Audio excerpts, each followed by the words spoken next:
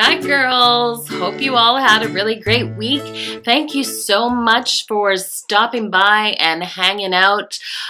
Today my video is going to be on my January tops and flops. So that is a little series that I have that I usually do at the summation of every month. And if you want to see what my tops and flops are for January, just continue watching this video. The first one is from a Top Box, which is a beauty box subscription that I get, and this was a little blush, the Paradise blush. So there it is there. It just came in this tiny little compact. It's kind of swatched out. It has a little sort of iridescent sheen to it, but it's not overly pink. It's just the right amount of shine and the right amount of, almost has a peach undertone about it. I am wearing it today. It is very pigmented, as you can see, just putting it on the back of my hand right there. But you put it on sort of the apples of your cheeks and then just blend it out, and it just gives you a really lovely, healthy, youthful glow about your cheeks without being overdone.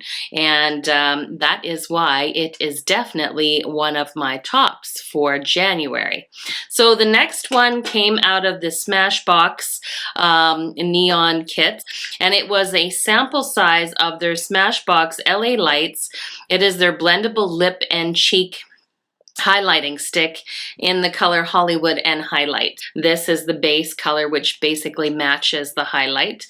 It is a cream highlight, which you can see right there. You just wind it up. I'm just going to put it on my hand, but it is so creamy, so blendable, and just gives like maximum shine. I mean, look at that shine right there. That's like amazing. And you can also put it on your lips, just as you normally would, to give your lips that little pop.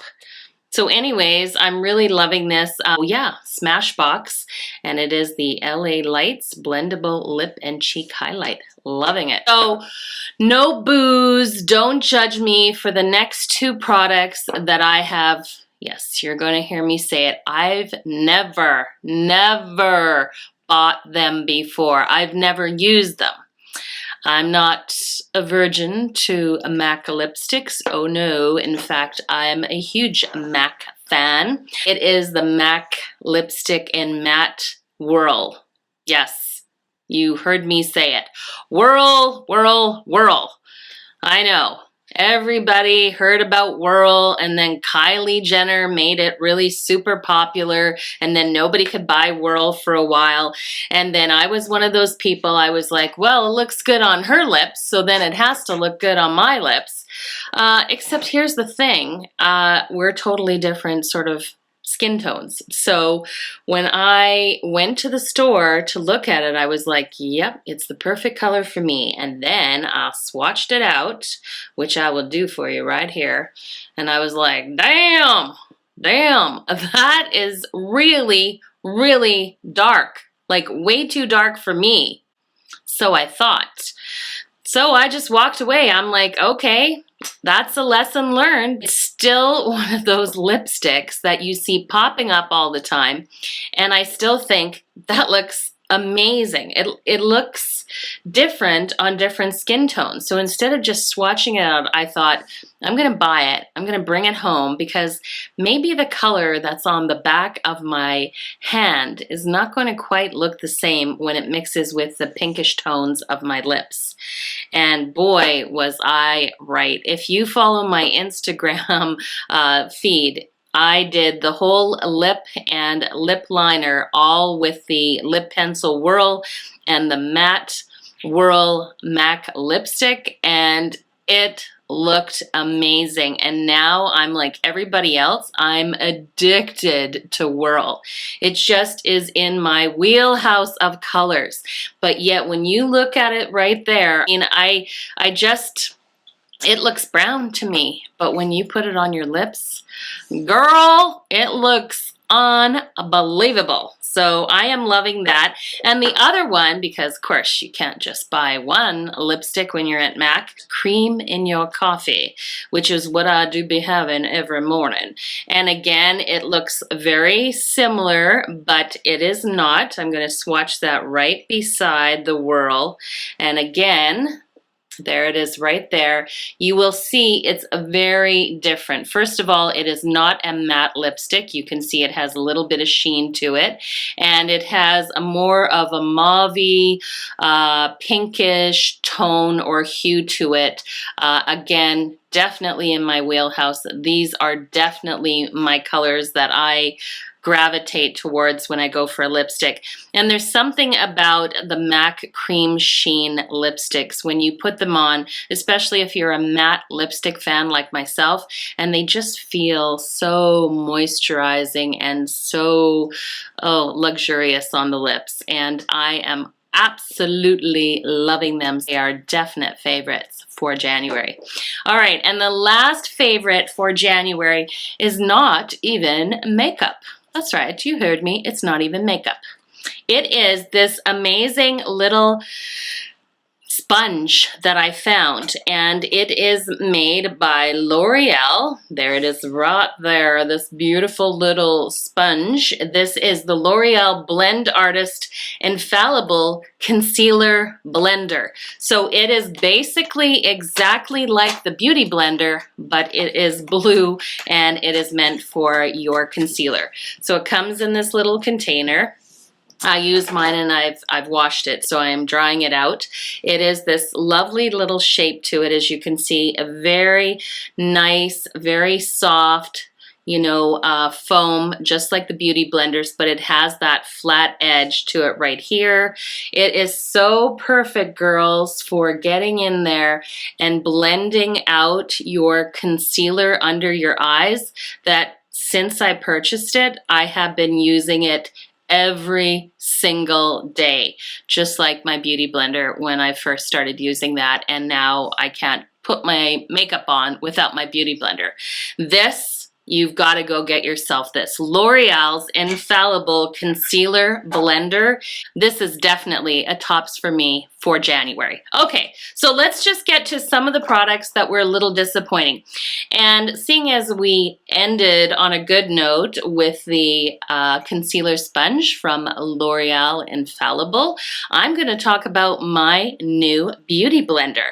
This is my new Beauty Blender. I don't know what they've done to change it. It still applies the makeup beautifully, the foundation. It still feels exactly the same way, but if you can get in real close there, I don't know if you're going to be able to focus on that, but you will be able to see there is major divots all over my Beauty Blender, like everywhere.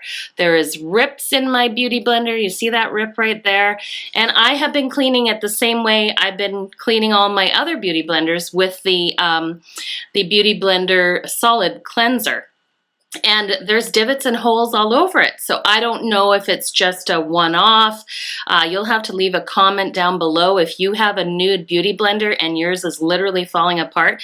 But my last Beauty Blender lasted 6-7 months with constant daily washing. My Nude Beauty Blender, it's literally falling apart. So I don't know. I mean, I'm still a fan of the Beauty Blender, but if this is the way it's going down, then I am going to have to go back to the pink Beauty Blender, because this Nude one, and I only washed it with the solid, is literally falling apart. So unfortunately, that's why the Nude Beauty Blender is on my flops for January. All right, so the next one I wanted to talk about was one of my value kits video.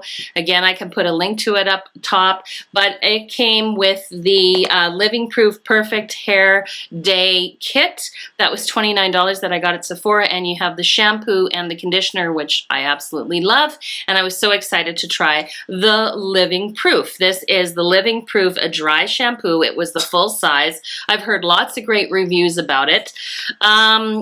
Okay, just for me, I'm sure there is huge fans of this out there, because like I said, this was well rated.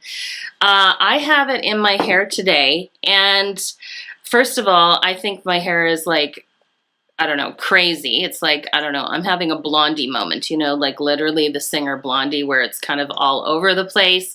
But I always spray it. That's why I use dry shampoo in my hair the second day after a wash. And there's something about it. It just coats my hair with this weird sort of feel to it. Like it really does feel dirty and not sticky, but dirty. There's a coating on it that you just don't even want to be touching your own hair. And it doesn't really do much, if you can see, for the kind of frizzy flyaways. And it's not particularly the hair look that I'm going for. So you know, and I've used a few of them. My go-to is Batiste, the original. And then I have been getting sample sizes of the Chlorane that was in a beauty box subscription I got. I really liked that one. I thought that was really beautiful. And also the Amika Dry Perk Shampoo. That was also really nice. Probably the Amika was my favorite.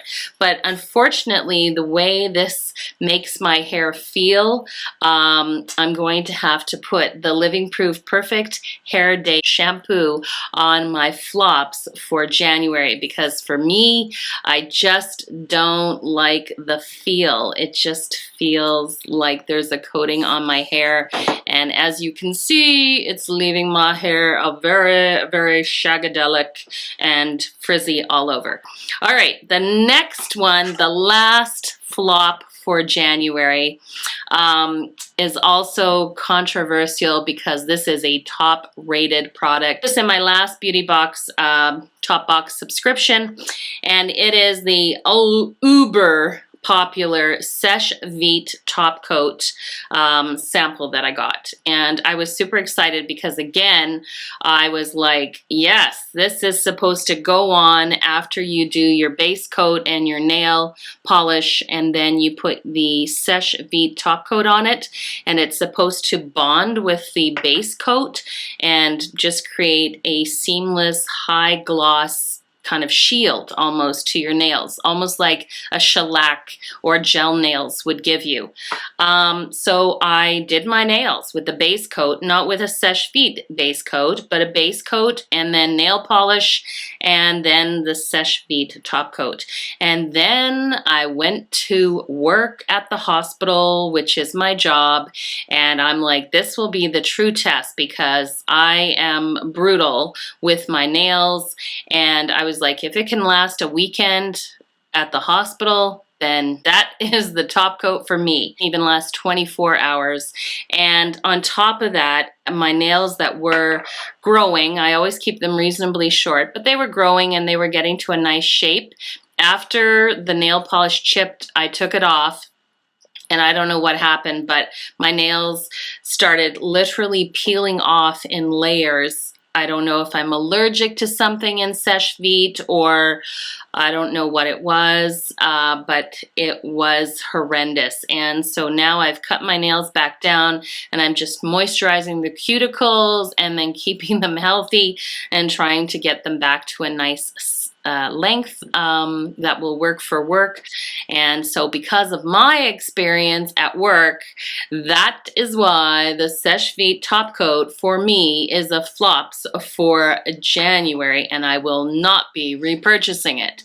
So I hope you really like this video. If you do, please just give it a thumbs up and leave a comment down below. As you know, I'm like all of you. I love to read all of your comments and your experiences with some of these products. And if you haven't bought some of the ones on the flops list, then maybe I've given you a moment to sort of pause and take note, and perhaps you will think about purchasing a either sample size for yourself or perhaps purchasing something differently.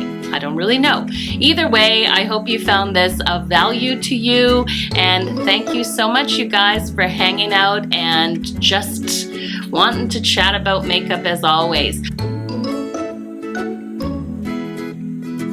is Happiness Sparkles, and it's a really great name. You'll see why when you see her.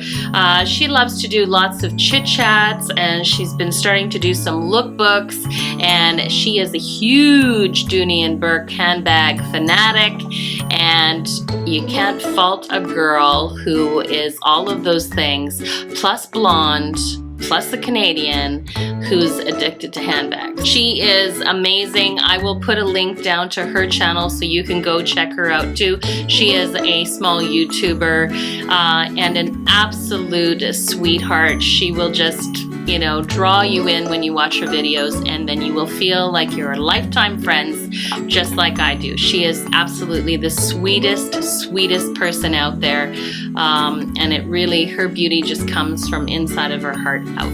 All right, you guys, I hope that you have a really absolutely fabulous week, and I can't wait to hang out with you next week. Take care, everybody. Bye.